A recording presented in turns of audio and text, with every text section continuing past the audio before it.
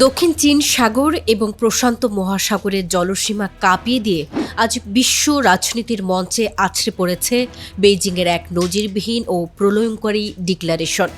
এতদিন মধ্যপ্রাচ্য আর পূর্ব ইউরোপ নিয়ে ওভাল হাউসে যে দাদাগিরির ছক ছিল, এশিয়া মহাদেশের মাটিতে পা রাখতেই ডোনাল্ড ট্রাম্পের সেই পুরো ব্লুপ্রিন্টকে গুঁড়িয়ে দিতে এবার সরাসরি মাঠে নেমে গেছে পরাশক্তি চীন।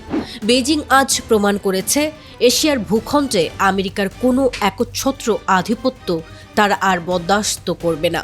চীনের পররাষ্ট্র মন্ত্রণালয় থেকে অত্যন্ত কড়া ও আলটিমেটাম স্টাইলে মার্কিন প্রশাসনকে সাফ জানিয়ে দেওয়া হয়েছে, ট্রাম্প যদি এশিয়ার মাটিতে এসে অনর্থক নাক গলাতে চান তবে বেইজিং এমন এক ভয়াবহ ও অদেখা পরিণতি ফিরিয়ে দেবে যা মানব ইতিহাস আগে কখনো প্রত্যক্ষ করেনি। চীন আন্তর্জাতিক সংবাদ মাধ্যমগুলোর বিশেষ বুলেটিনে বেইজিংয়ের এই ডাইরেক্ট অ্যাকশনের আসল রূপটি উন্মোচিত হয়েছে। আগামী জুন থেকে সেপ্টেম্বর মাস পর্যন্ত জাপানের কাগোশিমা প্রিফেকচারের কানোয়া বিমান ঘাঁটিতে এক যৌথ সামরিক মহড়ার আড়ালে আমেরিকার অত্যন্ত বিপজ্জনক ও কৌশলগত আক্রমণাত্মক সমরাস্ত্র টাইফন মিসাইল সিস্টেম মোতায়েনের চূড়ান্ত ছক কষেছিল পেন্টাগন।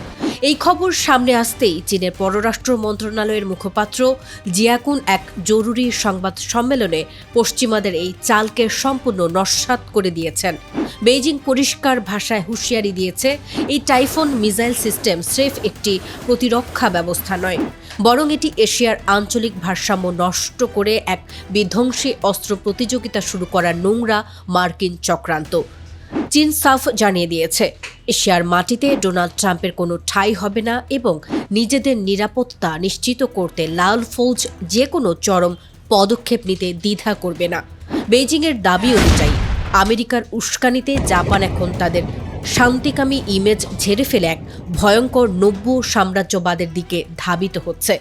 কানোয়া ঘাঁটিতে মার্কিন ক্ষেপণাস্ত্রের এই উপস্থিতি আসলে টোকিওর নিজস্ব সংবিধান এবং আন্তর্জাতিক আইনকে পুরোপুরি লঙ্ঘন করে একটি দীর্ঘমেয়াদী যুদ্ধ বা লং টার্ম ওয়ারফেয়ারের প্রচ্ছন্ন প্রস্তুতি। জিয়াকুন বিশ্ব সম্প্রদায়কে সতর্ক করে বলেছেন, জাপানের এই রেমিলিটারাইজেশন বা পুনরায় সামরিকায়ন পুরো এশিয়া মহাদেশকে আবারও দ্বিতীয় বিশ্বযুদ্ধের মতো এক মহা দুর্যোগের দিকে ঠেলে দিতে পারে।